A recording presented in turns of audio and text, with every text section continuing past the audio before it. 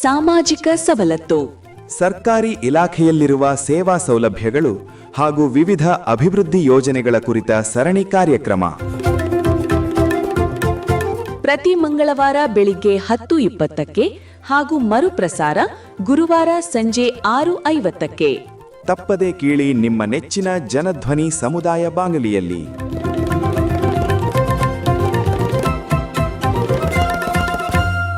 ಪ್ರೀತಿಯ ಕೇಳುಗರಿಗೆಲ್ಲ ನಮಸ್ಕಾರ.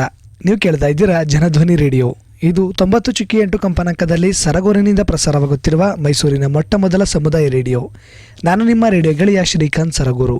ಎಂದಿನಂತೆ ತಮ್ಮೆಲ್ಲರಿಗೂ ಸಾಮಾಜಿಕ ಸವಲತ್ತು ಕಾರ್ಯಕ್ರಮಕ್ಕೆ ಆತ್ಮೀಯವಾದ ಸ್ವಾಗತವನ್ನು ಕೋರ್ತಾ ಇದ್ದೀನಿ. ಪ್ರಿಯ ಕೇಳುಗರೆ, ಇಂದಿನ ಸಾಮಾಜಿಕ ಸವಲತ್ತು ಕಾರ್ಯಕ್ರಮದಲ್ಲಿ ದೇಶಾದ್ಯಂತ ಶಾಲಾ ವಯಸ್ಸಿನ ಮಕ್ಕಳಿಗೆ ಪೌಷ್ಟಿಕ ಸ್ಥಿತಿಯನ್ನು ಹೆಚ್ಚಿಸಲು ವಿನ್ಯಾಸಗೊಳಿಸಲಾದ ಕಡ್ಡಾಯ ಉಚಿತವಾಗಿ ನೀಡುವ ನಿಟ್ಟಿನಲ್ಲಿ ಕೇಂದ್ರ ಸರ್ಕಾರ ಜಾರಿಗೆ ತಂದಿರುವಂತಹ ಹಾಗೂ ರಾಜ್ಯ ಸರ್ಕಾರಗಳ ಸಹಯೋಗದೊಂದಿಗೆ ಆಯಾ ರಾಜ್ಯಗಳಲ್ಲಿ ಅನುಷ್ಠಾನಗೊಂಡಿರುವಂತಹ ಪ್ರಧಾನಮಂತ್ರಿ ಪೋಷಣ್ ಶಕ್ತಿ ನಿರ್ಮಾಣ ಅಭಿಯಾನದ ಕುರಿತು ಮಾಹಿತಿಯನ್ನು ನೀಡಲು ಈ ದಿನದ ಸಾಮಾಜಿಕ ಸವಲತ್ತು ಕಾರ್ಯಕ್ರಮದಲ್ಲಿ ನಮ್ಮ ಜೊತೆ ಇದ್ದಾರೆ ಮಕ್ಕಳ ಹಕ್ಕುಗಳ ಪ್ರತಿಪಾದಕರು ಹಾಗೂ ಶಿಕ್ಷಣ ತಜ್ಞರು ಮತ್ತು ಶೈಕ್ಷಣಿಕ ಚಟುವಟಿಕೆಗಳ ಮಾರ್ಗದರ್ಶಕರು ಆದಂತಹ ಮೈಸೂರಿನ ಡಾಕ್ಟರ್ ಜಿ ಅಚ್ಯುತರವರು. ಬನ್ನಿ ಅವರ ಕಾರ್ಯಕ್ರಮಕ್ಕೆ ಸ್ವಾಗತಿಸಿ ಈ ಯೋಜನೆ ಕುರಿತು ಒಂದಷ್ಟು ಸಮಗ್ರ ಚರ್ಚೆಯೊಂದಿಗೆ ಒಂದಷ್ಟು ಮಾಹಿತಿಯನ್ನು ತಿಳಿದು ಬರೋಣ. ಸರ್, ತಮ್ಮ ಕಾರ್ಯಕ್ರಮಕ್ಕೆ ಆತ್ಮೀಯವಾದ ಸ್ವಾಗತವನ್ನು ಕೊಡ್ತಾ ನಮಸ್ಕಾರ ಸರ್. ಮೊದಲಿಗೆ ಈ ಪ್ರಧಾನಮಂತ್ರಿ ಪೋಷಣ್ ಶಕ್ತಿ ನಿರ್ಮಾಣ ಅಭಿಯಾನದ ಒಂದು ಕಿರು ಪರಿಚಯ ಹಾಗೂ ಇದರ ಜಾರಿಯ ಹಿನ್ನೆಲೆ ಕುರಿತು ಮಾಹಿತಿಯನ್ನು ಹಂಚಿಕೊಳ್ಳಿ ಸರ್. ಪೋಷಣ್ ಶಕ್ತಿ ಅರ್ಥ ಮಾಡ್ಕೋಬೇಕು. ಪೋಷಣೆ ಅದರಲ್ಲಿ ಲಾಲನೆ, ಪಾಲನೆ, ಪೋಷಣೆ ಅಂತ ಬರುತ್ತೆ. ಅಂದರೆ ಮಕ್ಕಳ ಬೆಳವಣಿಗೆಗೆ ಪೂರಕವಾದ ವಾತಾವರಣವನ್ನು ಸೃಷ್ಟಿ ಮಾಡೋದು ಅಂತ. ಸೊ ಇದು ಪ್ರಾರಂಭ ಆಗೋದಿಲ್ಲಪ್ಪ ಅಂದರೆ ಶಾಲಾ ಪೂರ್ವ ಶಿಕ್ಷಣ, ಅಂಗನವಾಡಿಗಳಲ್ಲಿ, ಕಿರಿಯ ಪ್ರಾಥಮಿಕ ಶಾಲೆ, ಹಿರಿಯ ಪ್ರಾಥಮಿಕ ಶಾಲೆ ಮತ್ತು ಹೈಸ್ಕೂಲ್. ಈ ಮಕ್ಕಳಲ್ಲಿ ಬೆಳವಣಿಗೆ ನೋಡಿದಾಗ ಪೌಷ್ಟಿಕಾಂಶದ ಕೊರತೆ ಇರೋದು ನಮಗೆ ಕಾಣ್ತಾ ಇದೆ. ಬೆಳವಣಿಗೆಯ ನ್ಯೂನ್ಯತೆಗಳು ನಮಗೆ ಕಾಣ್ತಾ ಇದೆ. ಇದು ಕಾರಣ ಏನಂತ ಹುಡುಕಿದಾಗ ಅರ್ಥ ಆಗುವ ಸಂಗತಿ ಏನಂದ್ರೆ, ಅವರು ದಿನ ಏನು ಆಹಾರ ಸೇವನೆ ಮಾಡ್ತಾ ಇದ್ದಾರೆ, ಅಗತ್ಯವಾದ ನಿರ್ದಿಷ್ಟವಾದ ಅದರಲ್ಲಿ ಪೋಷಕಾಂಶಗಳಿಲ್ಲ, ಪ್ರೋಟೀನ್ ಇಲ್ಲ, ಜೀವಸತ್ವಗಳಿಲ್ಲ. ಸೊ ಇದರಿಂದ ಏನಾಗ್ತಾ ಇದೆ, ಬೆಳವಣಿಗೆ ಕಡಿಮೆ ಆಗ್ತಾ ಇದೆ. ಅದು ಅವರ ಬುದ್ಧಿ ಬೆಳವಣಿಗೆ ಮೇಲೆ, ಆಮೇಲೆ ಅವರು ಬೇರೆ ಬೇರೆ ಚಟುವಟಿಕೆಗಳಲ್ಲಿ ಸಕ್ರಿಯವಾಗಿ ತೊಡಗಿಸಿಕೊಳ್ಳೋದ್ರ ಮೇಲೆ ಪರಿಣಾಮ ಉಂಟಾಗ್ತಾ ಇದೆ. ಇದನ್ನ ಗಮನ ಮಾಡಿ ಹಿಂದೆ ಸುಪ್ರೀಂ ಕೋರ್ಟ್ ಒಂದು ಆರ್ಡರ್ ಮಾಡಿತ್ತು, ಆದೇಶ ಮಾಡಿತ್ತು. ಏನಂದ್ರೆ, ಶಿಕ್ಷಣ ಕೊಡೋದ್ರ ಜೊತೆಗೆ ಮಕ್ಕಳಿಗೆ ಬೇಸಿಕ್ ಲಾಲನೆ, ಪಾಲನೆ, ರಕ್ಷಣೆ, ಸಂರಕ್ಷಣೆ ಜೊತೆಗೆ ಪೌಷ್ಟಿಕ ಅಂಶ ಕೊರತೆ ಆಗದೇ ಇರೋ ರೀತಿಯಲ್ಲಿ ಪೂರಕ ಆಹಾರ ಕೊಡಬೇಕು ಅಂತ ಆದೇಶ ಆಗಿತ್ತು. ಅದು 2013 ಫುಡ್ ರೈಟ್ ಆಕ್ಟ್, ಆಹಾರ ಭದ್ರತಾ ಅಧಿನಿಯಮ ಬಂತಲ್ಲ, ಅದರ ಅಂಡರ್ನಲ್ಲಿ ತಗೊಂಬಂದಿದ್ದಾರೆ. ಹಾಗಾಗಿ ಇದು ಕೇಂದ್ರ ಮತ್ತು ರಾಜ್ಯ ಸರ್ಕಾರದ ಜಂಟಿ ಕಾರ್ಯಕ್ರಮ. 60 ಭಾಗ ಕೇಂದ್ರ ಸರ್ಕಾರ ಕೊಡುತ್ತೆ, 40 ಭಾಗ ರಾಜ್ಯ ಸರ್ಕಾರಗಳು ತಮ್ಮ ಕೊಡುಗೆಯನ್ನು ಕೊಡ್ತಾರೆ. ಮುಖ್ಯವಾಗಿ ಇದರಲ್ಲಿ ಏನಿದೆ ಅಂತ ಹೇಳಿದ್ರೆ, ಕನಿಷ್ಠ ದಿನಕ್ಕೆ 1 ಬಾರಿ ಶಾಲೆ ಅವಧಿನಲ್ಲಿ ಆ ಮಗುವಿಗೆ ಪೌಷ್ಟಿಕಾಂಶಗಳುಳ್ಳ ಸಮಗ್ರ ಆಹಾರ ಸಿಗಬೇಕು ಅನ್ನೋದು. ಸೊ ಹಾಗಾಗಿ ಚಿಕ್ಕ ಮಕ್ಕಳಿಗೆ 100 ಕಿಲೋ ಕ್ಯಾಲರಿ ಶಕ್ತಿ ಆಹಾರ ಸಿಗಬೇಕು. ಹೈಯರ್ ಪ್ರೈಮರಿ ಮತ್ತೆ ಹೈಸ್ಕೂಲ್ ಮಕ್ಕಳಿಗೆ 150 ಕಿಲೋ ಕ್ಯಾಲರಿ ಶಕ್ತಿ ಸಿಗುವ ಆಹಾರ ಸಿಗಬೇಕು ಅನ್ನೋದು ನಿಯಮ. ಬೇಸಿಕ್ ಆಗಿ ಅದು ತಯಾರು ಮಾಡಿದಾಗ ಶಕ್ತಿ ಪ್ರಮಾಣ ಜಾಸ್ತಿ ಆಗಬೇಕು. 150 ಗ್ರಾಮಿಂದ ಮಾಡಿದ್ರೆ 450 ಕಿಲೋ ಕ್ಯಾಲರಿ ಎನರ್ಜಿ ಸಿಗಬೇಕು. 100 ಗ್ರಾಮದ್ ಮಾಡಿದ್ರೆ 250ರಿಂದ 300 ಕಿಲೋ ಕ್ಯಾಲರಿ ಸಿಗಬೇಕು. ಅದರಲ್ಲಿ ಏನೇನು ಇರಬೇಕು? ಅನ್ನ ಇರಬೇಕು, ಅದಕ್ಕೆ ಬೇಕಾಗಿರೋ ಸಾಂಬಾರು, ತರಕಾರಿಗಳು, ಕಾಳು, ಬೇಳೆ, ಒಗ್ಗರಣೆ, ತರಕಾರಿಗಳು ಇವೆಲ್ಲನೂ ಸೇರ್ಕೋಬೇಕು ಅಂತ. ಸೊ ಇದಕ್ಕೆ ಪ್ರಾವಿಷನ್ ಮಾಡಿದ್ದಾರೆ. ಕೇಂದ್ರ ಸರ್ಕಾರ ಏನು ಕೊಡುತ್ತೆ? ಅಕ್ಕಿ, ಬೇಳೆ, ಎಣ್ಣೆ ಈ ಥರದನ್ನೆಲ್ಲ ಒಟ್ಟಿಗೆ ಕಟ್ಕೊಳ್ಸತ್ತೆ. ರಾಜ್ಯ ಸರ್ಕಾರಗಳು ಏನು ಮಾಡಬೇಕು ಅಂದರೆ, ಅದಕ್ಕೆ ಬೇಕಾಗಿರೋ ತರಕಾರಿ, ದಿನನಿತ್ಯ ನಿರ್ವಹಣೆ ಮಾಡಲಿಕ್ಕೆ ಮತ್ತು ಆಹಾರ ತಯಾರು ಮಾಡಲಿಕ್ಕೆ ಬೇಕಾದ ಎಲ್ಲ ಸಂಗತಿಗಳನ್ನ ನೋಡ್ಕೋಬೇಕು. ಶಾಲಾ ಆವರಣದಲ್ಲಿ, ಶೈಕ್ಷಣಿಕ ಆವರಣದಲ್ಲಿ ಇದಕ್ಕೊಂದು ವ್ಯವಸ್ಥೆ ಆಗಬೇಕು. ಆಧುನಿಕ ಅಡುಗೆ ಮನೆಗಳು ಕಟ್ಟಿದ್ದಾರೆ, ಮತ್ತಲ್ಲೆಲ್ಲ ಸವಲತ್ತುಗಳು ಮಾಡಿಕೊಟ್ಟಿದ್ದಾರೆ, ಗ್ಯಾಸ್ ಕೊಟ್ಟಿದ್ದಾರೆ, ನಿರ್ದಿಷ್ಟ ದರದಲ್ಲಿ ಅಡುಗೆ ತಯಾರು ಮಾಡಲಿಕ್ಕೆ ಬೇಕಾದಂತಹ ಅಡುಗೆ ಅನಿಲವನ್ನು ಕೊಟ್ಟಿದ್ದಾರೆ. ರಾಜ್ಯ ಸರ್ಕಾರ ಏನು ಮಾಡಿದೆ, ಅವ್ರದಕ್ಕೆ ಬೇಕಾಗಿರೋ ಸೂಕ್ತ ಪಾತ್ರೆ, ಪರಿಕರಗಳು ಕೊಟ್ಟಿದ್ದಾರೆ. ಕೆಲವು ಕಡೆ SDMC ಅವರು ಅದಕ್ಕೆ ಅವರಿಗೆ ಮಿಕ್ಸಿ ಕೊಟ್ಟಿದ್ದಾರೆ, ಗ್ರೈಂಡರ್ಸ್ ಕೊಟ್ಟಿದ್ದಾರೆ. ಇವೆಲ್ಲ ನಾವು ನೋಡ್ತಾ ಇದ್ದೀವಿ. ಆಮೇಲೆ ಶುದ್ಧ ನೀರಿನ ಘಟಕಗಳನ್ನ ಪಬ್ಲಿಕ್ ಪ್ರೈವೇಟ್ ಪಾರ್ಟ್ನರ್ಶಿಪ್ ಅಲ್ಲಿ ಮಾಡಿಕೊಟ್ಟಿದ್ದಾರೆ. ಕೆಲವು ಕಡೆ ಸರ್ಕಾರನೂ ಮಾಡಿದೆ. ಜಲಜೀವನ್ ಮಿಷನ್ನಲ್ಲಿ ಎಲ್ಲ ಶಾಲೆಗಳಿಗೆ ಏನು ಮಾಡಿದ್ದಾರೆ, ನೀರಿನ ವ್ಯವಸ್ಥೆಯನ್ನು ಕಲ್ಪಿಸ್ಕೊಟ್ಟಿದ್ದಾರೆ. 500 ಲೀಟ್ರಿಂದ 2000 ಲೀಟರ್ವರೆಗೂ ಶುದ್ಧ ನೀರನ್ನ ಕೊಡ್ತಾ ಇದೆ. ಅದಕ್ಕೇನು ಟ್ಯಾಕ್ಸ್ ಇಲ್ಲ, ಏನಿಲ್ಲ. ನಿರ್ವಹಣಾ ವೆಚ್ಚ ಗ್ರಾಮ ಪಂಚಾಯಿತಿಗಳೇ ಭರಿಸ್ತಾ ಇದೆ. ಇದು ನಿರ್ಮಾಣ. ಪೋಷಣ ಶಕ್ತಿ ಅಂದರೆ ಒಂದರಿಂದ ಆಗೋದಿಲ್ಲ. ಅವರಿಗೆ ಶುದ್ಧ ಆಹಾರ ಬೇಕು, ಶುದ್ಧ ಗಾಳಿ ಬೇಕು, ಮತ್ತು ಶಾಲಾ ಆವರಣದಲ್ಲೂ ಸಾಕಷ್ಟು ಮರಗಿಡಗಳಿರಬೇಕು, ಮಕ್ಕಳ ಜೊತೆನಲ್ಲಿ ಆಟ ಆಡಬೇಕು, ಮುಟ್ಟಬೇಕು, ಮತ್ತು ಅದನ್ನ ಪೋಷಣೆ ಮಾಡಬೇಕು, ನಿರ್ವಹಣೆ ಮಾಡಬೇಕು. ಅದರಿಂದನೂ ಅವ್ರಿಗೆ ಶಕ್ತಿ ಸಿಗಬೇಕು. ಮತ್ತು ಎರಡನೇದಾಗಿ ಶುದ್ಧ ಆಹಾರ ಮಕ್ಕಳಿಗೆ ಸಿಗಬೇಕು. ಒನ್ ಟೈಮ್ ಆದರೂ ಸಿಗಬೇಕು. ಈಗ ಅದ್ರ ಜೊತೆಗೆ ಕೆಲವು ರಾಜ್ಯಗಳಲ್ಲಿ ನಾವು ನೋಡ್ತೀವಿ, ಹಾಲು ಕೊಡ್ತಾ ಇದ್ದಾರೆ, ಬಾಳೆಹಣ್ಣು ಕೊಡ್ತಾ ಇದ್ದಾರೆ, ಮೊಟ್ಟೆ ಕೊಡ್ತಾ ಇದ್ದಾರೆ, ಚಿಕ್ಕಿ ಕೊಡ್ತಾ ಇದ್ದಾರೆ. ಇದೆಲ್ಲ ಪೂರಕ ಸಪ್ಲಿಮೆಂಟ್ ಬೇಸಿಕ್ ಆಹಾರದ ಜೊತೆಗೆ. ಆಮೇಲೆ ಮೆನುನೂ ಕೊಟ್ಟಿದ್ದಾರೆ. ಒಂದೊಂದು ದಿನದಲ್ಲಿ ಏನೇನು ಮಾಡಬೇಕು. ಮೊಳಕೆ ಕಾಳಿಂದ ಒಂದಿನ ಮಾಡ್ತಾರೆ, ಕಾಳುಗಳದ್ದು ಮಾಡ್ತಾರೆ. ಮಕ್ಕಳಿಗೆ ಬಾತ್ ಅಂದರೆ ತುಂಬ ಇಷ್ಟ. ಅದಕ್ಕೆ ತರಕಾರಿಗಳು ಹಾಕಿ, ಮಸಾಲೆ ಹಾಕಿ, ಆಕರ್ಷಕವಾಗಿ ರುಚಿಕರವಾಗಿ ಮಾಡಿ ಬಡಿಸೋದು ನಾವು ನೋಡ್ತೀವಿ. ಆಮೇಲೆ ಗೋಧಿ ಹಿಟ್ಟು ಮಿಕ್ತು, ಆಮೇಲೆ ಎಣ್ಣೆ ಮಿಕ್ತು ಅಂದರೆ ಪೂರಿ ಮಾಡಿಕೊಡೋದು ನೋಡಿದ್ದೀವಿ. ಒಂದು ಶಾಲೆ ನೋಡಿದ್ದೀನಿ, ಬಿಳಿಜಗಲಿ ಮೋಳೆ ಅಂತ, ಮಳ್ಳವಳ್ಳಿ ತಾಲೂಕಲ್ಲಿ. ಅವರಿಗೆ ವಾರಕ್ಕೊಂದಿನ ಪೂರಿ ಮತ್ತು ಚಪಾತಿ ಇದ್ದೇ ಇರುತ್ತೆ. ಮಕ್ಕಳು ಸಂಭ್ರಮದಲ್ಲಿ ತಿಂತಾರೆ. ಆಮೇಲೆ ಕೆಲವು ಶಾಲೆಗಳಲ್ಲಿ ನೋಡಿದ್ದೀವಿ, ಕೇಳ್ತಾರೆ ಮಕ್ಕಳೇ ಏನು ಬೇಕು ನಿಮಗೆ ಅಂತ. ನಮ್ಗೆ ಇವತ್ತು ಬಿಸಿಬೇಳೆ ಬಾತ್ ಬೇಕಂದ್ರೆ ಅದನ್ನೇ ಮಾಡಿಬಿಡಿಸ್ತಾರೆ. ಆಮೇಲೆ ವಾರದಲ್ಲಿ ಒಂದಿನ ಸಿಹಿ ಖಾರ ಎರಡೂ ಇರೋ ಥರ ಕೇಸರಿ ಬಾತ್ ಮಾಡ್ತಾರೆ, ಉಪ್ಪಿಟ್ಟು ಮಾಡ್ತಾರೆ.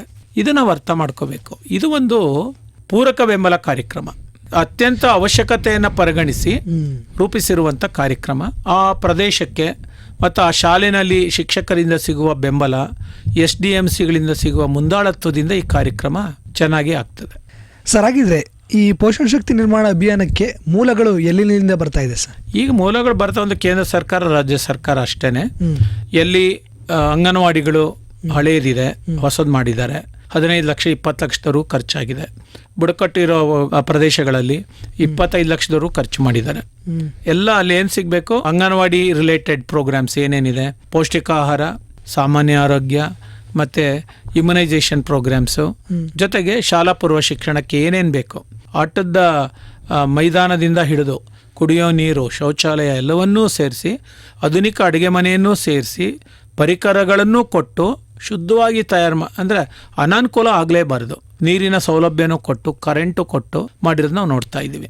ಅದಾದಮೇಲೆ ಪೋಷಣ ಅಭಿಯಾನದಲ್ಲಿ ಎಲ್ಲ ಶಾಲೆಗಳಿಗೂ ಆಧುನಿಕವಾದ ಅಡುಗೆ ಮನೆಯನ್ನು ಕಟ್ಕೊಟ್ಟಿದ್ದಾರೆ. ಮತ್ತು ದಾಸ್ತಾನು ಕೊಠಡಿಯನ್ನು ಮಾಡಿಕೊಟ್ಟಿದ್ದಾರೆ, ಗ್ಯಾಸ್ ಕನೆಕ್ಷನ್ ಕೊಟ್ಟಿದ್ದಾರೆ.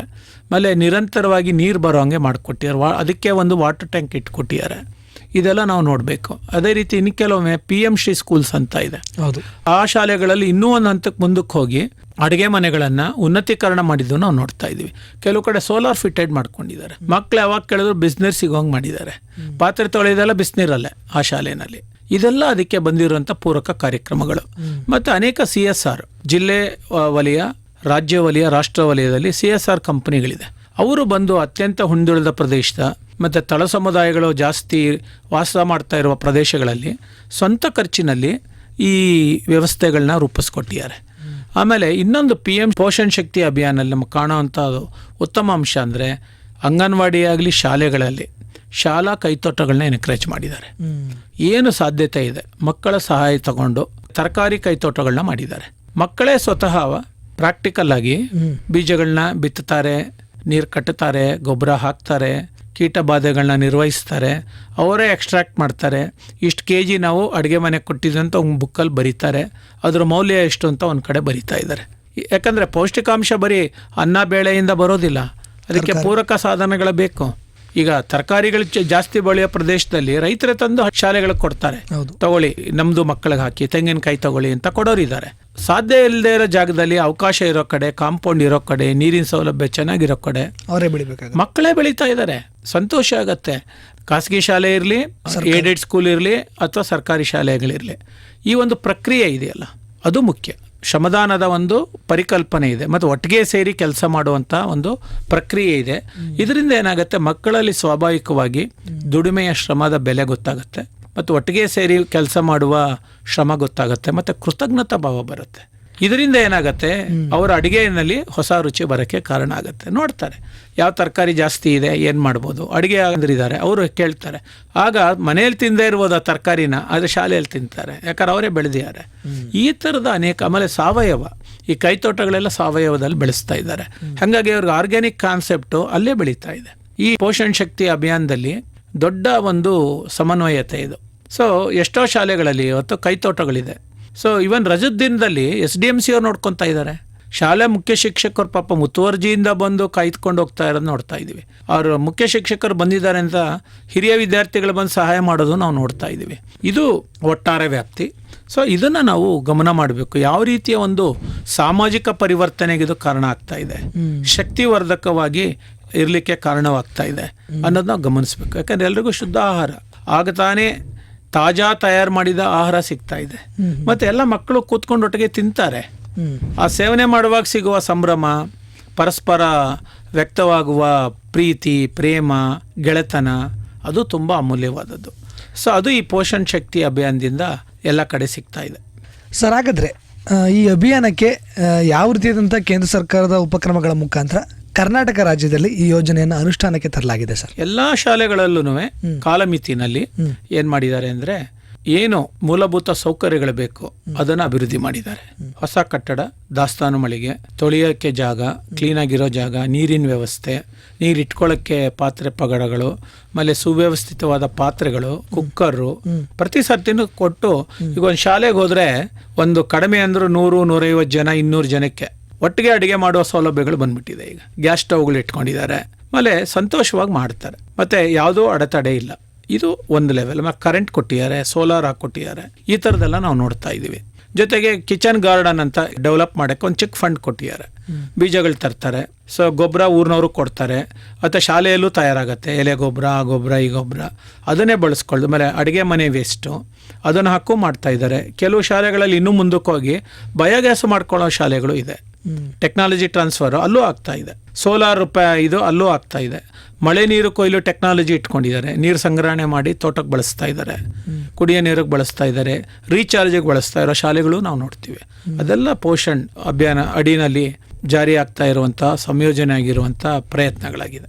ಮತ್ತು ಮಕ್ಕಳಲ್ಲಿ ಮುಖ್ಯವಾಗಿ ಪೌಷ್ಟಿಕ ಆಹಾರದ ಬಗ್ಗೆ ಒಂದು ತಿಳುವಳಿಕೆ ಬರ್ತಾ ಇದೆ. ಇವರು ಪ್ರತಿ 1 ತಿಂಗಳಿಗೆ 2 ತಿಂಗಳಿಗೊಮ್ಮೆ ಪೌಷ್ಟಿಕ ಆಹಾರದ ಕುರಿತು ವಿಚಾರ ಸಂಕಿರಣ ಮಾಡ್ತಾರೆ, ವಸ್ತು ಪ್ರದರ್ಶನ ಮಾಡ್ತಾರೆ. ಮತ್ತು ಮಕ್ಕಳಲ್ಲಿ ಚರ್ಚೆ ಆಗಬೇಕು, ಪೋಷಕರಲ್ಲಿ ಚರ್ಚೆ ಆಗಬೇಕು. ಮಕ್ಕಳಿಗೆ ನಾನು ಏನು ತಿನ್ನಬೇಕು, ಏನು ತಿನ್ನಬಾರ್ದು, ಏನು ತಿಂತಾ ಇಲ್ಲ ಅಂತ ಗೊತ್ತಾಗಬೇಕು. ಇದಕ್ಕೆ ಸಾಕಷ್ಟು ಲೈವ್ ಆಗಿ ಜೀವಂತಿಕೆ ಚರ್ಚೆಗಳಾಗ್ತಾ ಇದೆ. ಸೊ ಇದು ಪ್ರೇರಣೆ ನೋಡಬೇಕು. ನಾವು ಫೀಡ್ ಮಾಡ್ತಾ ಇದೀವಲ್ಲ, ಇದು ಅವ್ರಿಗೇನೋ ಕೊಡ್ತಾ ಇದೀವಲ್ಲ, ಇದರಿಂದ ಉಂಟಾಗುವ ಸೋಷಿಯಲ್ ನರೇಟಿವ್ಸ್ ಏನು, ಸಾಮಾಜಿಕ ಪ್ರಯತ್ನಗಳೇನು, ಮತ್ತು ಅದರಿಂದ ಮಕ್ಕಳಿಗೆ ಸಿಗುವಂಥ ಒಂದು ಕಲಿಕಾ ಬುನಾದಿ ಏನು, ಆತ್ಮವಿಶ್ವಾಸ ಏನು. ಮತ್ತು ಒಂದು 16 ವರ್ಷದವರೆಗೂ ಮಕ್ಕಳಿಗೆ ಎಲ್ಲ ರೀತಿಯ ಪೌಷ್ಟಿಕಾಂಶಗಳು ಸಿಗುವ ಒನ್ ಟೈಮ್ ಆದರೂ ಸಿಗತ್ತೆ ಅನ್ನೋದಾದರೆ ಅದಕ್ಕಿಂತ ದೊಡ್ಡ ಪರಿಕಲ್ಪನೆ ಇನ್ನೇನು ಬೇಕೋ. ಇದಕ್ಕೆ ಕೇಂದ್ರ ಸರ್ಕಾರ ಒಂದು ಗೈಡ್ಲೈನ್ಸ್ ಮಾಡಿದೆ, ಇದೇ ಥರ ಜಾರಿ ಮಾಡಬೇಕು ಅಂತ. ಮತ್ತು ಅದೇ ರೀತಿ ಜಿಲ್ಲೆನಲ್ಲೂ, ರಾಜ್ಯದಲ್ಲೂ ಮಾಡಿದ್ದಾರೆ, ಜಿಲ್ಲೆಯಲ್ಲೂ ಮಾಡಿದ್ದಾರೆ, ಮತ್ತು ತಾಲೂಕಲ್ಲೂ ಇದ್ದಾರೆ. ಅದು ಒಂದು ಆಫೀಸರ್ ಅದನ್ನೇ ಕೋರ್ಡಿನೇಟ್ ಮಾಡಲಿಕ್ಕೆ ಇದ್ದಾರೆ. APMC 2ಗಳಲ್ಲಿ ಗೋಡನ್ಗಳಲ್ಲಿ ಅದು ಬಂದು ಸ್ಟೋರ್ ಆಗಿರುತ್ತೆ. ಆಮೇಲೆ ಅಲ್ಲಿಂದ ಅದು ಬಿಡುಗಡೆ ಆಗುತ್ತೆ ತುರ್ದ ತಹಸೀಲ್ದಾರು. ಸೊ ಮತ್ತು ಅದಕ್ಕೆ ಸಪೋರ್ಟಿವ್ ಆಗಿ ಗ್ಯಾಸು ಸಿಗುತ್ತೆ.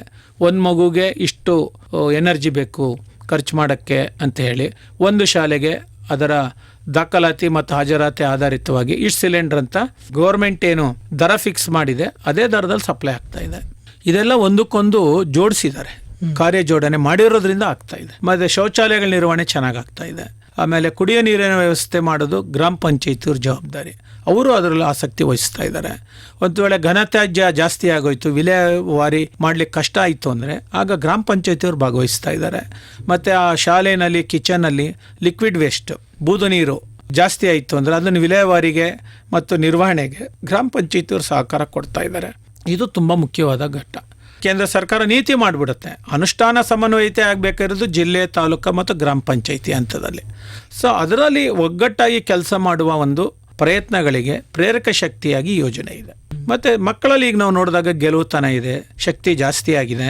ಮತ್ತು ಎಲ್ಲರಲ್ಲೂ ವೆಯ್ಟ್ ಮೇಂಟೈನ್ ಆಗ್ತಾ ಇದೆ, ಮತ್ತು ಅವ್ರು ಎಷ್ಟು ಆ ವಯೋಮಾನಕ್ಕೆ ತಕ್ಕಂತೆ ಹೈಟಿಗೆ ತಕ್ಕಂತೆ ತೂಕ ಇರಬೇಕು ಅಷ್ಟು ಕಾಣ್ತಾ ಇದೆ ಈಗ, ಅದಕ್ಕಿಂತ ಕೆಳಗೆ ಹೋಗ್ತಾ ಇಲ್ಲ. ಒಂದು ವೇಳೆ ಆ ಥರದ್ದು ಊಟ ಕೊಟ್ಟು ಪೌಷ್ಟಿಕಾಹಾರ ಕೊಟ್ಟು ಮಗುವಿನಲ್ಲಿ ಬೆಳವಣಿಗೆ ಆಗ್ತಿಲ್ವಾ, ಶಾಲಾ ಸುವರ್ಣ ಆರೋಗ್ಯ ಕಾರ್ಯಕ್ರಮ ಅಂತ ಇದೆ ಆಯಿತಾ, ಇದು ಈ ಆ್ಯಕ್ಟ್ ಅಂದ್ರಲ್ಲೇ ತಂದಿದ್ದಾರೆ. ಅಧಿಕಾರಿಗಳು ಬರ್ತಾರೆ, ಚೆಕ್ ಮಾಡ್ತಾರೆ, ಅವರಿಗೆ ಬೇಸಿಕ್ ತಿಳುವಳಿಕೆ ಕೊಡ್ತಾರೆ, ಆಹಾರ ಪದ್ಧತಿ ಚೇಂಜ್ ಮಾಡ್ಕೊ ಅಂತ ಹೇಳ್ತಾರೆ, ಪೋಷಕರು ಕರೆಸ್ತಾರೆ, ಅಡ್ವೈಸ್ ಮಾಡ್ತಾರೆ. ಅದ್ರ ಮೇಲೂ ಅವ್ರು ಆಗ್ತಾ ಇಲ್ಲ ಅಂದರೆ ಆಸ್ಪತ್ರೆಗೆ ರೆಫರ್ ಮಾಡ್ತಾರೆ. ಉಚಿತವಾಗಿ ಆ ಮಕ್ಕಳಿಗೆ ಟ್ರೀಟ್ಮೆಂಟ್ ಸಿಗ್ತಾ ಇದೆ. ಸಪ್ಲಿಮೆಂಟರಿ ಕೊಡ್ತಾ ಇದ್ದೀವಿ, ಹೌದು, iron tablets, folic acids, calcium, ಇವೆಲ್ಲ ಈ ಯೋಜನೆ ಅಡಿ ಬಂದಿರೋ ಕಾರ್ಯಕ್ರಮ. ಬರೀ ಅನ್ನ ಕೊಟ್ಟರು ಬೇಳೆ ಬೇಯಿಸಿದ್ರು ಅಲ್ಲ ಇದು. ಇದನ್ನು ಒಟ್ಟಾರೆ ಸಮಗ್ರವಾಗಿ ನೋಡಿದಾಗ ಮಗುವಿನ ದೈಹಿಕ ಬೆಳವಣಿಗೆ, ಬುದ್ಧಿ ಬೆಳವಣಿಗೆ, ಮಾನಸಿಕ ಬೆಳವಣಿಗೆ ಮತ್ತು ಸಾಮಾಜಿಕ ವರ್ತನೆಗಳನ್ನ ರೂಢಿಸ್ಕೊಳ್ಳಿಕ್ಕೆ ಬೇಕಾದ ಎಲ್ಲ ಅಂಶಗಳು ನಮಗೆ ಇದರಲ್ಲಿ ಕಾಣ್ತಾ ಇದೆ. ಅಂದರೆ ಈ ಒಂದು ಅಭಿಯಾನದ ಒಂದು ಅನುಷ್ಠಾನ ನಿಟ್ಟಿನಲ್ಲಿ ನಮ್ಮ ಸ್ಥಳೀಯವಾಗಿ ಅಂದರೆ ತಾಲೂಕು ಹಂತಗಳಲ್ಲಿ ಅಕ್ಷರ ದಾಸೋಹನ ಕಾರ್ಯಕ್ರಮ ಮುಖಾಂತರ ಇದನ್ನು ಇಂಪ್ಲಿಮೆಂಟೇಷನ್ ಮಾಡಲಾಗ್ತಾ ಇದೆ ಸರ್. ಹೌದು, ಅದಕ್ಕೆ ಅಕ್ಷರದಾಸ ಅಥವಾ ಅನ್ನಪೂರ್ಣ ಅಡುಗೆ ಮನೆ ಅಂತ ಏನೇ ನೀವು ಕರ್ಕೊಂಡ್ರು ಅದಕ್ಕೆ ಒಟ್ಟಾರೆ ನೀತಿ ಇರೋದು ಈ ಯೋಜನೆ, ಪ್ರಧಾನಮಂತ್ರಿ ಪೋಷಣ್ ಶಕ್ತಿ ಅಭಿಯಾನ್. ಆಮೇಲೆ ಕೆಲವು ಪ್ರದೇಶಗಳಿದೆ, ಆ ಪ್ರದೇಶಗಳಲ್ಲಿ ಡೇಟಾ ನೋಡಿದಾಗ ಮಕ್ಕಳು ತುಂಬ ಅಪೌಷ್ಟಿಕತೆಯಿಂದ ಸೊರಗಿರೋದು ಡೇಟಾದಿಂದ ಗೊತ್ತಾಗ್ತದೆ. ಹಿಂಗೆ ಅದನ್ನು ಉತ್ತೇಜಿಸೋದು, ವಿಶೇಷವಾಗಿ ಆದಿವಾಸಿಗಳು ಇದ್ದಾರೆ, ಬಯಲು ಪ್ರದೇಶದಲ್ಲೂ ಇದ್ದಾರೆ, ಗಡಿನಾಡು ಪ್ರದೇಶದಲ್ಲಿ ಇದ್ದಾರೆ, ಅತ್ಯಂತ ಮಳೆ ಕಡಿಮೆ ಬರೋ ಜಾಗಗಳಿದೆ, ಮತ್ತು ಮೈಗ್ರೇಷನ್ ವಲಸೆ ಹೋಗಿ ಉದ್ಯೋಗ ಮಾಡ್ತಾ ಇರುವಂಥ ಕೂಲಿ ಕಾರ್ಮಿಕರಿದ್ದಾರೆ, ಅಸಂಘಟಿತ ವಲಯದವರಿದ್ದಾರೆ, ಮತ್ತು ಕೆಲವು ನೆಗ್ಲೆಕ್ಟೆಡ್ ಚಿಲ್ಡ್ರನ್ ಇದ್ದಾರೆ. ಅವ್ರನ್ನೆಲ್ಲ ಇದರ ಅಂಡರ್ನಲ್ಲಿ ತುಂಬ ಬೆನಿಫಿಟ್ ಆಗ್ತದೆ. ಈ ಪೋಷಣ್ ಅಭಿಯಾನ್ ಏನಿದೆ, ಶಕ್ತಿ ಅಭಿಯಾನ್ ಇದೆಯಲ್ಲ, ಶಕ್ತಿ ತುಂಬೋದು ಇದು ಬೇಸಿಕ್ ಆಗಿ ಅಲ್ವಾ. ಸೊ ಅದಕ್ಕೆ ಶಕ್ತಿಗೆ ಏನೇನು ಬೇಕೋ ಅದೆಲ್ಲ ಪ್ರಯತ್ನಗಳೀಗ ಒಂದು ವ್ಯವಸ್ಥಿತವಾಗಿ ಒಂದು ಆರ್ಗನೈಸೇಷನ್ ರೂಪದಲ್ಲಿ ಆಗಬೇಕಲ್ಲ. ಇದಕ್ಕೆ ಅಕ್ಷರದಾಸ ಅಧಿಕಾರಿ ಅಂತ ಮಾಡಿದ್ದಾರೆ. ಅವರು ಆ ತಾಲೂಕಲ್ಲಿ ಓಡಾಡುತ್ತಾ ಏನೇನು ಸಮಸ್ಯೆಗಳಿದೆ ಗಮನ ಮಾಡಿ ಆಡಳಿತಾತ್ಮಕವಾಗಿ ಅದನ್ನ ಸರಿಪಡಿಸಬೇಕು, ಬೆಂಬಲ ಕೊಡಬೇಕು ಅನ್ನೋದು ಅವ್ರ ಜವಾಬ್ದಾರಿ. ಜಿಲ್ಲೆ ಮಟ್ಟದಲ್ಲಿ ಕೂತವರು ಇಡೀ ತಾಲೂಕುಗಳಲ್ಲಿ ಏನಾಗ್ತಾ ಇದೆ, ಸರಬರಾಜು ಕೊರತೆ ಇದೆಯಾ, ಗುಣಮಟ್ಟ ಕೊರತೆ ಇದೆಯಾ, ಅಥವಾ ಏನಾದರೂ ಅಲ್ಲಿ ಇದಕ್ಕಿದಾಗೆ ಸಮಸ್ಯೆಗಳು ಬಂದ್ಬಿಡ್ತಾ, ಅಲ್ಲಿ ಅಡುಗೆ ಮಾಡೋರನ್ನ ಯಾರು ರಿಕ್ರೂಟ್ ಮಾಡಬೇಕು, ಅವ್ರಿಗೆ ಏನು ನೈಪುಣ್ಯ ತರಬೇತಿ ಕೊಡಬೇಕು, ಅದೆಲ್ಲ ಅವ್ರು ನೋಡ್ಕೊತಾರೆ. ಸೊ ಈ ಥರ ಒಬ್ರಿಗೊಬ್ರು ಪೂರಕವಾಗಿ ಮಾಡುವ ಸಮನ್ವಯತೆಯಿಂದ ಕೆಲಸ ಮಾಡುವಂಥ ಕಾರ್ಯಕ್ರಮ ಇದಾಗಿದೆ ಸರ್. ಹಾಗಿದ್ರೆ ಈ ಅಭಿಯಾನಕ್ಕೆ ಅಗತ್ಯವಿರುವಂತಹ ಹಣಕಾಸು ನೆರವು ಆಗಿರ್ಬೋದು ಮತ್ತು ಅದರ ಮೌಲ್ಯಮಾಪನ ಆಗಿರ್ಬೋದು, ಇದೆಲ್ಲ ಹೇಗೆ ನಡೆಯುತ್ತೆ ಸರ್? ಯಾರ ಒಂದು ಮಾರ್ಗದರ್ಶನದಲ್ಲಿ ನಡೆಯುತ್ತೆ? ಹೌದು, ರಾಜ್ಯದೆಲ್ಲ ರಾಷ್ಟ್ರದವ್ರು ಮಾಡ್ತಾರೆ, ಕೇಂದ್ರದವ್ರು ಮಾಡ್ತಾರೆ, ಜಿಲ್ಲೆದೆಲ್ಲ ರಾಜ್ಯದವ್ರು ಮಾಡ್ತಾರೆ, ಆಯ್ತಾ, ತಾಲೂಕದವರೆಲ್ಲ ಜಿಲ್ಲೆಯವ್ರು ಮಾಡ್ತಾರೆ. ಶಾಲಾ ಹಂತದಲ್ಲಿ ಕ್ಲಸ್ಟರ್ ಹಂತದಲ್ಲಿ ಆಗೋದನ್ನೆಲ್ಲನೂ ಪ್ರತಿ ತಾಲೂಕಲ್ಲಿರುವ ಅಕ್ಷರದಾಸೋಹ ಅಧಿಕಾರಿಗಳು ಮಾಡ್ತಾರೆ. ಸೊ ಹಾಗಾಗಿ ಇದೊಂದು ಒಂದಕ್ಕೊಂದು ಪೂರಕ ಇದು. ಸೊ ಇದರ ಮೇಂಟೆನೆನ್ಸ್ ಎಲ್ಲ ಆ ಶಾಲೆಯ ಮುಖ್ಯ ಶಿಕ್ಷಕರಿಗಿರುತ್ತೆ. ಮತ್ತು ಮುಖ್ಯವಾಗಿ ಇದರಿಗೆ ಜವಾಬ್ದಾರರು ಭಾಗ್ಯಸ್ಥರು ಯಾರಂದ್ರೆ ಅಡುಗೆ ಅವರು. ಅವರಿಗೆ ಸಾಮಾನು ಕೊಡಬೇಕು, ಮಾರ್ಗದರ್ಶನ ಬೆಂಬಲ ಕೊಡೋದು ಹೆಡ್ ಮಾಸ್ಟರ್ ಕೆಲಸ ಶಾಲೆಯಲ್ಲಿ. ಅದನ್ನು ಶುದ್ಧವಾಗಿ ನಿಯಮಾನುಸಾರವಾಗಿ ವೇಳಾಪಟ್ಟಿಯಂಗೆ ಮಾಡಿ ಸರಬರಾಜು ಮಾಡುವ ಜವಾಬ್ದಾರಿ, ಹಂಚುವ ಜವಾಬ್ದಾರಿ ಎಲ್ಲ ಅಡುಗೆ ಅವರು. ಹಾಗಾಗಿ ಎಷ್ಟೋ ಶಾಲೆಗಳಲ್ಲಿ ತುಂಬ ಜನಪ್ರಿಯತೆ, ಜನರಾಗಿ ಅಡುಗೆ ಮಾಡೋರು ನಾವು ನೋಡ್ತೀವಿ. ಅವ್ರ ಬಗ್ಗೆ ಮಕ್ಕಳಿಗೆ ಒಂಥರ ಹೆಚ್ಚಿನ ಪ್ರೀತಿ, ಗೌರವ, ಮಮತೆ ಎಲ್ಲ ಮಾಡೋದು ನೋಡ್ತೀವಿ. ಅವರು ಅಷ್ಟೇ ಮಮತೆಯಿಂದ ತಾಯಿ ಸ್ಥಾನದಲ್ಲಿ ನಿಂತು ಬಡಿಸಿ ಊಟ ಮಾಡು ಅನ್ನೋದು, ಆಮೇಲೆ ಮಗು ಲೇಟಾಗಿ ತಿಂತಾ ಇದ್ರೆ ಬೇಗ ಬೇಗ ತಿನ್ನು ಅನ್ನೋದು, ತರಕಾರಿಯಾಗಿ ಬಿಸಾಕ್ತಾ ಇದ್ದಂತ ಎನ್ಕ್ವೈರಿ ಮಾಡೋದು, ಮತ್ತು ಚಿಕ್ಕ ದಂಡನೆ, ನೀನು ತಿನ್ನಲಿಲ್ಲ ಅಂದರೆ ಬಿಡಲ್ಲ ಈಗ ಅಂತ ಗದರಿಸೋದು, ಇದೆಲ್ಲ ಪೂರಕವಾಗಿ ಕೊಟ್ಟು ತಗೊಳ್ಳುವ ನೀತಿನಲ್ಲಿ ನಡೀತಾ ಇದೆ. ಇದನ್ನು ನಾವು ಗಮನಿಸಬೇಕು. ಮುಖ್ಯ ಅಂದರೆ ಇದು ಶಿಕ್ಷಕರಿಗಿಂತ ಜಾಸ್ತಿ ಇವರಿಗೆ ಪ್ರೀತಿ, ಮಮತೆ, ಗೌರವ ಕೊಡ್ತಾರೆ. ಮತ್ತು ಆ ಶಾಲೆಗಳಲ್ಲಿ ಏನೇ ಕಾರ್ಯಕ್ರಮ ಆದರೆ ಆಂಟಿಂಗ್ ಕರ್ಕೊಂಬರ್ತೀವಿ ಅಂತ ಕರ್ಕೊಂಬರ್ತಾರೆ, ಅವ್ರಿಗೂ ಒಂದು ಸಾಮಾಜಿಕ ಮನ್ನಣೆ ಕೊಡ್ತಾರೆ. ಶಿಕ್ಷಕರಷ್ಟೇ ಅವ್ರಿಗೂ ಗೌರವ, ಪ್ರೀತಿ, ಮರ್ಯಾದೆ ಎಲ್ಲವನ್ನೂ ಮಾಡ್ತಾರೆ. ಇದು ಬದಲಾಗಿರುವಂಥ ಒಂದು ವಾಸ್ತವ ಸಂಗತಿ. ಈ ದೂರುಗಳು ಬಂದಾಗಲೂ ಅಷ್ಟೇ ಈ ಒಂದು ಯೋಜನೆಯಲ್ಲಿ ರುಚಿ ಶುಚಿ ಪುಸ್ತಕ ಅಂತ ಇಡ್ತಾರೆ. ಯಾವುದೇ ಸಾರ್ವಜನಿಕ ವ್ಯಕ್ತಿ ಮತ್ತು SDMC ಸದಸ್ಯರು ಹೋಗಿ ಅಡುಗೆ ಆದ ತಕ್ಷಣ 12 ವಿಸಿಟ್ ಮಾಡಿ, ಊಟ ಮಾಡಿ, ರುಚಿ ಶುಚಿಯನ್ನು ಗಮನಿಸಿ ಅದರ ಬಗ್ಗೆ ಬುಕ್ಕಲ್ಲಿ ಬರೆದು ತಮ್ಮ ಅಭಿಪ್ರಾಯವನ್ನು ತಿಳಿಸ್ಲಿಕ್ಕೆ ಇದರಲ್ಲಿ ಅವಕಾಶ ಇದೆ. ಯಾರು ನಮ್ಮ ಅಕ್ಷರದಾಸೋಹ ಅಧಿಕಾರಿಗಳಿದ್ದಾರೆ ಅಥವಾ ಅವರಿಂದ ನಿಯೋಜನೆಗೊಂಡ ಅಧಿಕಾರಿಗಳಿದ್ದಾರೆ, ಆ ಬುಕ್ಕು ನೋಡಿ ಏನು ದೂರು ಬಂತು, ಇದನ್ನು ವಿಲೇವಾರಿ ಮಾಡಿದಾರಾ ಇಲ್ವಾ ಅಂತ ರಿಪೋರ್ಟ್ ಹಾಕಬೇಕು ಅಂತ ನಿಯಮ ಇದೆ. ಇದಕ್ಕೆ ನಾವು ಸೋಷಿಯಲ್ ಆಡಿಟಿಂಗ್ ಅಂತ ಕರಿತೀವಿ, ಸಾಮಾಜಿಕ ಪರಿಶೋಧನೆ. ಇದನ್ನು ಈ ಯೋಜನೆ ಒಳಗೆ ತಗೊಂಬಂದಿದ್ದಾರೆ ಆಯಿತಾ. ಆಮೇಲೆ ಪ್ರತಿದಿನ ಏನು ಅಟೆಂಡೆನ್ಸ್ ಇದೆ, ಈಗೆಲ್ಲ ಫೇಶಿಯಲ್ ರೆಕಗ್ನಿಷನ್ ಮಾಡಿದ್ದಾರೆ. ಒಂದು ಮಗುಗೆ ಇಷ್ಟು ಅಂತ ನಿಯಮ ಮಾಡಿದ್ದಾರೆ, ಅಷ್ಟೇ ಬಳಸ್ಬೇಕೀಗ. ಹಾಗಾಗಿ ಹೇಗೇಗೋ ವೇಸ್ಟ್ ಮಾಡೋದು, ವೆಚ್ಚ ಮಾಡೋದು, ದುಂದು ವೆಚ್ಚ ಮಾಡೋದು, ಆಮೇಲೆ ಜವಾಬ್ದಾರಿ ನುಣುಚ್ಕೊಳ್ಳೋಕ್ಕೆಲ್ಲ ಈಗ ಅವಕಾಶ ಇಲ್ಲ. ಅದು ಈಗ ಕಳೆದ ವರ್ಷದಿಂದ ಪ್ರಾಯೋಗಿಕದಲ್ಲಿತ್ತು. ಈ ವರ್ಷದಿಂದ ಅಂತೂ ಡೇ 1ಇಂದಾನೇ ಈಗ ಫೇಶಿಯಲ್ ರೆಕಗ್ನಿಷನ್ ಮಾಡಿಬಿಟ್ಟಿದ್ದಾರೆ. ಸೊ ಹಂಗಾಗ್ಬಿಟ್ಟು ಏನಾಗ್ತಾ ಇದೆ, ಯಾರಿಗೆ ಊಟ ಹೋಗ್ತಾ ಇದೆ, ಯಾರಿಗಿಲ್ಲ ಅಂತ ಗೊತ್ತಾಗ್ತಾ ಇದೆ. ಮಗು ಶಾಲೆಗೆ ಬರ್ತಾ ಇದೆ ಇಲ್ವ ಅಂತ ಗೊತ್ತಾಗ್ತಾ ಇದೆ. ಕಾಲಕ್ಕೆ ಮಗುವಿನ ಬೆಳವಣಿಗೆ ತೂಕದಲ್ಲಿ ವ್ಯತ್ಯಾಸ ಇದೆಯಾ ದಾಖಲಾಗ್ತಾ ಇದೆ. ಆಯ್ತಾ, ಅದಕ್ಕೆ ಶಾಲೆಯಿಂದ ನೆರವು ಸಿಗಲಿಲ್ವಾ, ಪೌಷ್ಟಿಕ ಆಹಾರದಿಂದ ಸಹಾಯ ಆಗಲಿಲ್ವಾ, ಅಥವಾ ಸುವರ್ಣ ಆರೋಗ್ಯ ಕಾರ್ಯಕ್ರಮ ನೆರವಾಗಲಿಲ್ವ ಅಂತ ನಮಗೆ ಗೊತ್ತಾಗ್ತಾ ಇದೆ. ಆಗ ಕೂಡ ಎಲ್ರಿಗೂ ಅಲರ್ಟ್ ಮಾಡ್ಬೋದು ನಾವು. ಆಗ ANMs ಬರ್ತಾರೆ, ಮತ್ತು ಸ್ಥಳೀಯ ವೈದ್ಯಾಧಿಕಾರಿಗಳು ಪ್ರಾಥಮಿಕ ಆರೋಗ್ಯ ಕೇಂದ್ರದ ಅವರು ಸಹಿತ ಬಂದು ಇಂಟರ್ವೆನ್ಷನ್ ಮಾಡ್ತಾರೆ. ಇಲ್ಲ ಏನೋ ಆ ಮಗುಗೆ ತುಂಬ ಇನ್ಫೆಕ್ಷನ್ ಇದೆ, ಅನಾರೋಗ್ಯ ಕಾರಣ ಆಗೋಗಿದೆ ಅಂದರೆ ಬೆಂಗಳೂರಿನಲ್ಲಿರೋ ಇಂದಿರಾ ಗಾಂಧಿ ಮಕ್ಕಳ ಗ್ರಂಥಿ ಸಂಸ್ಥೆ ಕಳಿಸ್ತಾರೆ. ಅಲ್ಲಿ ಮಗುಗೆ ಉಚಿತ ಟ್ರೀಟ್ಮೆಂಟ್ ಇದೆ. ಅಪ್ ಟು 5 lakhs ರೂಪಾಯಿವರೆಗೂ ಗೌರ್ಮೆಂಟ್ ಆಫ್ ಇಂಡಿಯಾ ಭರಿಸ್ತಾ ಇದೆ. ಆ ಮಗುನ ಅಲ್ಲಿ ತಾಯಿ ಜೊತೆ ಹೋಗಿ ಇದ್ದು ಆರೋಗ್ಯ ಮಾಡಿಕೊಂಡು ಮಗುನ ವಾಪಸ್ ಕರ್ಕೊಂಬರುವ ಅವಕಾಶನೂ ಈ ಕಾರ್ಯಕ್ರಮದ ಜೊತೆಗೆ ಸಮನ್ವಯಗೊಳಿಸಿದ್ದಾರೆ. ಇದು ತುಂಬ ಮುಖ್ಯ. ಮತ್ತು ಎಷ್ಟೋ ಶಾಲೆಗಳಲ್ಲಿ ಈ ಮೊಟ್ಟೆ, ಬಾಳೆಹಣ್ಣು, ಚಿಕ್ಕಿ ಇಂಥದ್ದೆಲ್ಲ ಹೆಚ್ಚುವರಿ ಪೋಷಕಾಂಶದ ಆಹಾರ ಸಿಗ್ತಾ ಇರೋದ್ರಿಂದ ಮಕ್ಕಳ ಬೆಳವಣಿಗೆಯನ್ನು ನೋಡಿದ್ರಲ್ಲ ಗೊತ್ತಾಗುತ್ತೆ. Energy level is very high. ಆಮೇಲೆ ಶೈಕ್ಷಣಿಕ ಚಟುವಟಿಕೆಗಳಲ್ಲಿ ಸಕ್ರಿಯವಾಗಿ ಭಾಗವಹಿಸ್ತಾರೆ. ಅದಕ್ಕಿಂತ ಮುಖ್ಯವಾಗಿ ಪಾಠ್ಯೇತರ ಅಂದರೆ ಆಟಗಳು, ಸಾಂಸ್ಕೃತಿಕ ಕಾರ್ಯಕ್ರಮದಲ್ಲಿ ಶಕ್ತಿ ಮೀರಿ ಮಾಡೋದನ್ನು ನಾವು ನೋಡ್ತಾ ಇದ್ದೀವಿ. ಮತ್ತು ಸ್ಪೋರ್ಟ್ಸಲ್ಲಂತೂ ಎಕ್ಸಲೆಂಟ್ ಆಗ್ತಾ ಇದ್ದಾರೆ. ಶಾಲೆಗೆ ಬರೋದು ಮಕ್ಕಳೇ ಒಂದು ಆಟ ಆಡೋಕ್ಕೆ, ಎರಡನೇದು ನಾಟಕ, ಹಾಡು, ಇಂಥದ ಕುಣಿತ ಮಾಡೋದಕ್ಕೆ ಅಲ್ವಾ.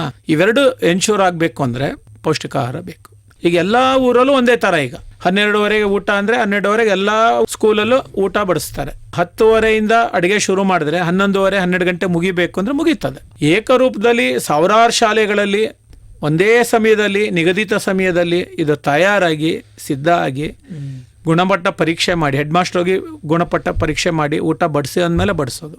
ಆಯಿತಾ, ಅದಾದಮೇಲೆ SDMC ಸದಸ್ಯರು ಅಥವಾ ಸಾರ್ವಜನಿಕರು ಆಸಕ್ತಿ ಇರೋರು ಯಾರೇ ಆಗಲಿ ರುಚಿ ನೋಡಿ ಶುಚಿನ ಕನ್ಫರ್ಮ್ ಮಾಡಿ ಊಟ ಬಡಿಸಿ ಅಂದಮೇಲೆ ಬಡಿಸ್ತಾರೆ. ಸಾಧಾರಣವಾಗಿ 12:45 ವಿತರಣೆ ಆಗುತ್ತೆ. 1:30 ಒಳಗಡೆ ಎಲ್ಲ ಊಟ ಮುಗಿಯುತ್ತೆ. ಮತ್ತು ಸ್ವಚ್ಛತೆ ಆಗುತ್ತೆ. ಅರ್ಥ ಆಯ್ತಾ. ತಟ್ಟೆ ಲೋಟ ಎಲ್ಲ ಅವರೇ ತೊಳ್ಕೊತಾರೆ. ಮತ್ತು ಎಷ್ಟೋ ಶಾಲೆಗಳಿಗೆ ತಟ್ಟೆ ಲೋಟನ ಸಾರ್ವಜನಿಕರು ಕೊಟ್ಟಿದ್ದಾರೆ. ಅದು ಮೇಂಟೈನ್ ಆಗ್ತಾ ಇದೆ. ಮಕ್ಕಳು ಅದನ್ನು ನೀಟಾಗಿ ಇಟ್ಕೊಳ್ತಾ ಇದ್ದಾರೆ. ಮತ್ತು ಮಕ್ಕಳಿಗೆ ವಾಶ್ ಟ್ರೈನಿಂಗ್ ಆಗುತ್ತೆ. ವಾಟರ್ ಆ್ಯಂಡ್ ಸೋಷಿಯಲ್ ಹೆಲ್ತ್ನ ಹೆಂಗೆ ಮೇಂಟೈನ್ ಮಾಡ್ಕೋಬೇಕನ್ನೋ ತಿಳುವಳಿಕೆ ಡೈಲಿ ಅವ್ರಿಗಾಗುತ್ತೆ. ವೇಸ್ಟ್ನ ಎಲ್ಲ ಹಾಕಬೇಕು, ಅದನ್ನ ಹೆಂಗೆ ಡಿಸ್ಪೋಸ್ ಮಾಡಬೇಕು ಅನ್ನೋದು ಮಕ್ಕಳು ಕಲಿತಾ ಇದ್ದಾರೆ.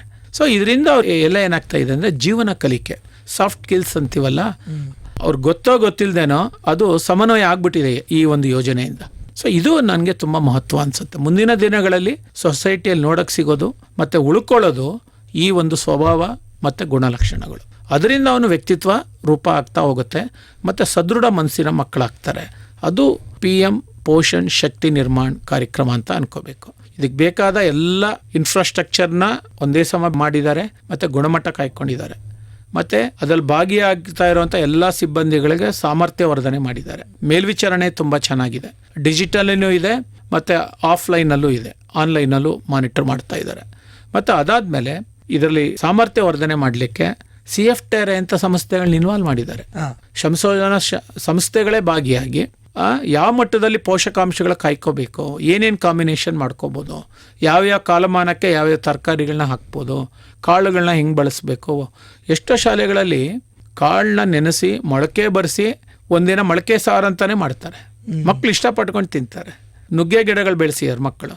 ಆ ಸೊಪ್ಪಿನ ಸಾರು ಎಷ್ಟು ಚೆನ್ನಾಗಿ ತಿಂತಾರೆ. ತಿನ್ನುವಾಗ ಅವ್ರಿಗೊಂದು ಸಂತೋಷ ಇದೆ. ಏನಕ್ಕಂದರೆ ಅವರ ಫುಡ್ ಹ್ಯಾಬಿಟ್ಗೂ ಅವ್ರ ಕಲ್ಚರ್ಗೂ ಅದು ಹತ್ತಿರ ಇದೆ. ಸೊ ಇದಲ್ದೇ ಇನ್ನೂ ಕೆಲವು ಸಂಘ ಸಂಸ್ಥೆಗಳು ಸಹಾಯ ಮಾಡ್ತಾ ಇದ್ದಾರೆ. ಅಕ್ಷಯ ಪಾತ್ರ ಅಂತ ಒಂದು ದೊಡ್ಡ ಸಂಸ್ಥೆ ಇದೆ. ಆ ಥರ ಅನೇಕ ಸಂಸ್ಥೆಗಳು ನಾವು ಮಾಡ್ಬೋದು. ಯಾವ ಶಾಲೆಯಲ್ಲಿ ಜಾಗ ಇಲ್ಲ, ಅಡುಗೆ ಮನೆ ಕಟ್ಟೋಕ್ಕಾಗಲ್ಲ, ಜಾಗ ಚಿಕ್ಕದಿದೆ, ನಿರ್ವಹಣೆ ಮಾಡೋಕ್ಕೆ ಕಷ್ಟ ಆಗ್ತಾ ಇದೆ.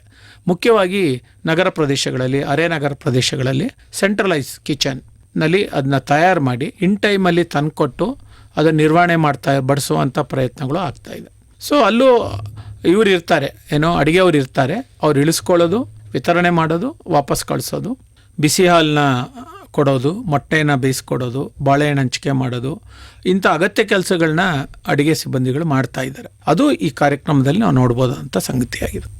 ಮತ್ತು ಈ ಯೋಜನೆಯಲ್ಲಿ ಇನ್ನೊಂದು ಮುಖ್ಯವಾಗಿರೋದು ಅಂಶ ಏನಂತಂದರೆ ಬೇಸಿಕ್ ಎಂಟೈಟಲ್ಮೆಂಟ್ಸ್ ಅಂತೀವಿ.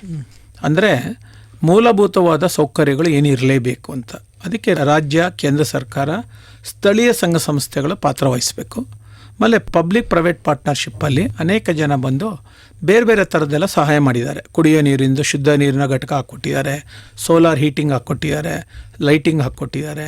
ಆಮೇಲೆ ಸ್ವಚ್ಛತೆ ಮಾಡ್ಲಿಕ್ಕೆ ಬೇಕಾದಂಥ ಪರಿಕರಗಳನ್ನ ಕೆಲವ್ರು ಕೊಟ್ಟಿದ್ದು ನಾವು ನೋಡ್ತಾ ಇದ್ದೀವಿ.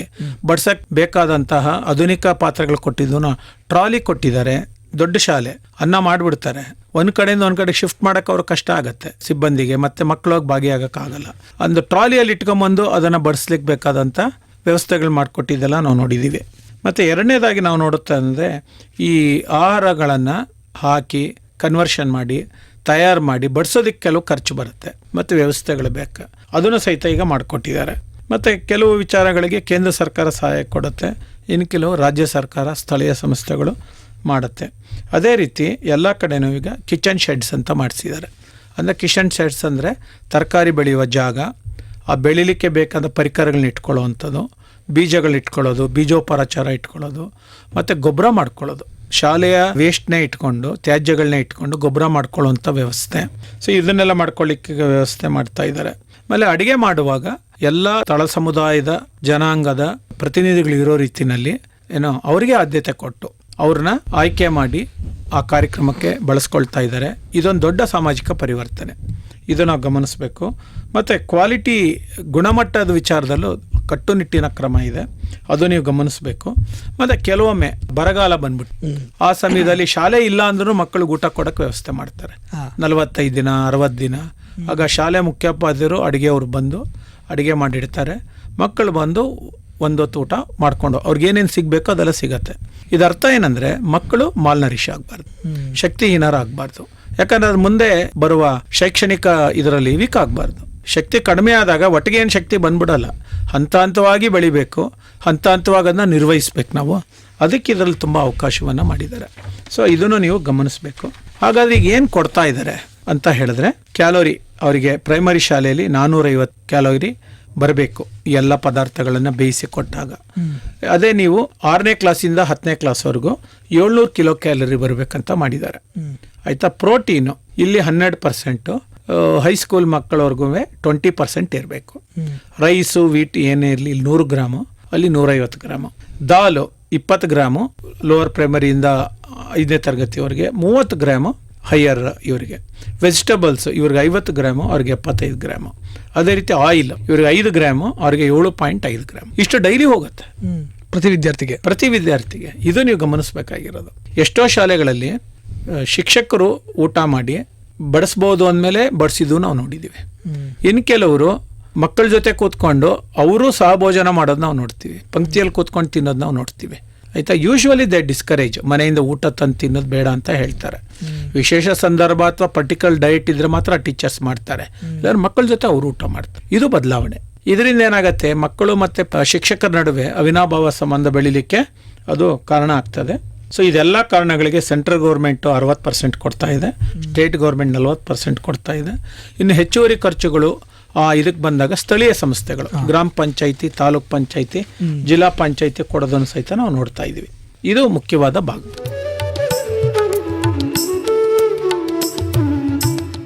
ಬಹಳ ಸಂತೋಷ ಸರ್. ಇಷ್ಟೊತ್ತು ಸಾಮಾಜಿಕ ಸವಲತ್ತು ಕಾರ್ಯಕ್ರಮದಲ್ಲಿ ಪ್ರಧಾನಮಂತ್ರಿ ಪೋಷಣ್ ಶಕ್ತಿ ನಿರ್ಮಾಣ ಅಭಿಯಾನದ ಒಂದು ಜಾರಿಯ ಹಿನ್ನೆಲೆ, ಅದರ ಪರಿಚಯ, ಪ್ರಮುಖ ಗುರಿ ಉದ್ದೇಶಗಳಾಗಿರ್ಬೋದು, ಈ ಅಭಿಯಾನದ ಮೂಲಗಳಾಗಿರ್ಬೋದು, ಕೇಂದ್ರ ಸರ್ಕಾರದ ಉಪಕ್ರಮಗಳ ಅನುಸಾರದಂತೆ ರಾಜ್ಯ ಸರ್ಕಾರಗಳು ಈ ಅಭಿಯಾನಕ್ಕೆ ತಮ್ಮದೇ ಆದ ಒಂದು ರೂಪುರೇಷೆಗಳನ್ನು ಕೊಟ್ಕೊಂಡು ಆಯಾ ಸ್ಥಳೀಯ ಪ್ರದೇಶಗಳಿಗೆ ತಕ್ಕಂತೆ ಶಾಲಾ ವಯಸ್ಸಿನ ಮಕ್ಕಳ ಒಂದು ಪೌಷ್ಟಿಕತೆಯನ್ನು ಹೆಚ್ಚಿಸುವ ನಿಟ್ಟಿನಲ್ಲಿ ಯಾವ ರೀತಿಯಾದಂಥ, ಅದರಲ್ಲೂ ಪ್ರಮುಖವಾಗಿ ಕರ್ನಾಟಕ ರಾಜ್ಯದಲ್ಲಿ ಈ ಯೋಜನೆ ಯಾವ ರೀತಿಯಾದಂಥ ಅನುಷ್ಠಾನಗೊಂಡು ಮಕ್ಕಳಲ್ಲಿ ಒಂದು ಪೌಷ್ಟಿಕತೆಯನ್ನು ಹೆಚ್ಚಿಸುವ ನಿಟ್ಟಿನಲ್ಲಿ ಬೆಂಬಲವನ್ನು ಕೊಡ್ತಾ ಇದೆ ಅನ್ನೋದು ಕುರಿತು ಭಾಳ ಉಪಯುಕ್ತ ಮಾಹಿತಿಯನ್ನು ನಮ್ಮ ಕಾರ್ಯಕ್ರಮದಲ್ಲಿ ತಾವು ಭಾಗವಹಿಸಿ ನಮ್ಮ ಜೊತೆ ಹಂಚಿಕೊಂಡಿದ್ದಕ್ಕೆ, ನಮ್ಮ ಕೇಳುಗರಲ್ಲಿ ಒಂದಷ್ಟು ಅರಿವನ್ನು ಮೂಡಿಸಿದ್ದಕ್ಕೆ ತಮಗೆ ತುಂಬ ಧನ್ಯವಾದಗಳು ಸರ್. ನಮಸ್ಕಾರ. ಪ್ರಿಯ ಕೇಳುಗರೆ, ಇದುವರೆಗೂ ನೀವು ಕೇಳ್ತಾ ಇದ್ರಿ ಸಾಮಾಜಿಕ ಸವಲತ್ತು ಕಾರ್ಯಕ್ರಮದಲ್ಲಿ ದೇಶದಾದ್ಯಂತ ಶಾಲಾ ವಯಸ್ಸಿನ ಮಕ್ಕಳಿಗೆ ಪೌಷ್ಟಿಕ ಸ್ಥಿತಿಯನ್ನು ಹೆಚ್ಚಿಸಲು ವಿನ್ಯಾಸಗೊಳಿಸಲಾದ ಕಡ್ಡಾಯ ಉಚಿತವಾಗಿ ನೀಡುವ ನಿಟ್ಟಿನಲ್ಲಿ ಕೇಂದ್ರ ಸರ್ಕಾರ ಜಾರಿಗೆ ತಂದಿರುವಂತಹ ಹಾಗೂ ರಾಜ್ಯ ಸರ್ಕಾರಗಳ ಸಹಯೋಗದೊಂದಿಗೆ ಆಯಾ ರಾಜ್ಯ ಸರ್ಕಾರಗಳು ಅನುಷ್ಠಾನಗೊಳಿಸುತ್ತಿರುವಂತಹ ಪ್ರಧಾನಮಂತ್ರಿ ಪೋಷಣ್ ಶಕ್ತಿ ನಿರ್ಮಾಣ ಅಭಿಯಾನದ ಕುರಿತು ಇದುವರೆಗೂ ಮಾಹಿತಿಯನ್ನು ನಮ್ಮ ಜೊತೆ ಹಂಚಿಕೊಂಡಂಥವರು ಮಕ್ಕಳ ಹಕ್ಕುಗಳ ಪ್ರತಿಪಾದಕರು ಹಾಗೂ ಶೈಕ್ಷಣಿಕ ತಜ್ಞರು ಮತ್ತು ಶೈಕ್ಷಣಿಕ ಚಟುವಟಿಕೆಗಳ ಮಾರ್ಗದರ್ಶಕರು ಆದಂತಹ ಮೈಸೂರಿನ ಡಾಕ್ಟರ್ ಜಿ ಅಚ್ಯುತರವರು. ಇದಾಗಿತ್ತು ಇವತ್ತಿನ ನಮ್ಮ ಸಾಮಾಜಿಕ ಸವಲತ್ತು ಕಾರ್ಯಕ್ರಮ. ಮತ್ತು ಮತ್ತೊಂದು ಸಾಮಾಜಿಕ ಸವಲತ್ತು ಕಾರ್ಯಕ್ರಮದಲ್ಲಿ ಮತ್ತೊಂದು ಯೋಜನೆಯ ಸಮಗ್ರ ಮಾಹಿತಿಯೊಂದಿಗೆ ತಮ್ಮನ್ನು ಮತ್ತೆ ಭೇಟಿಯಾಗ್ತೀನಿ. ಅಲ್ಲಿಯವರೆಗೂ ಕೇಳ್ತಾ ಇರಿ ಜನಧ್ವನಿ. ಇದು ನಿಮ್ಮ ಧ್ವನಿ, ನಿಮ್ಮೂರ ಧ್ವನಿ, ಜನರ ಧ್ವನಿಯಾದ ಜನಧ್ವನಿ. ನಮಸ್ಕಾರ.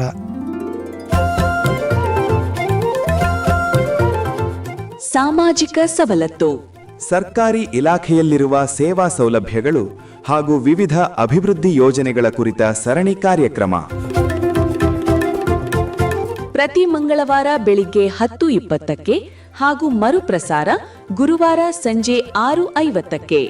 ತಪ್ಪದೆ ಕೇಳಿ ನಿಮ್ಮ ನೆಚ್ಚಿನ ಜನಧ್ವನಿ ಸಮುದಾಯ ಬಾನುಲಿಯಲ್ಲಿ.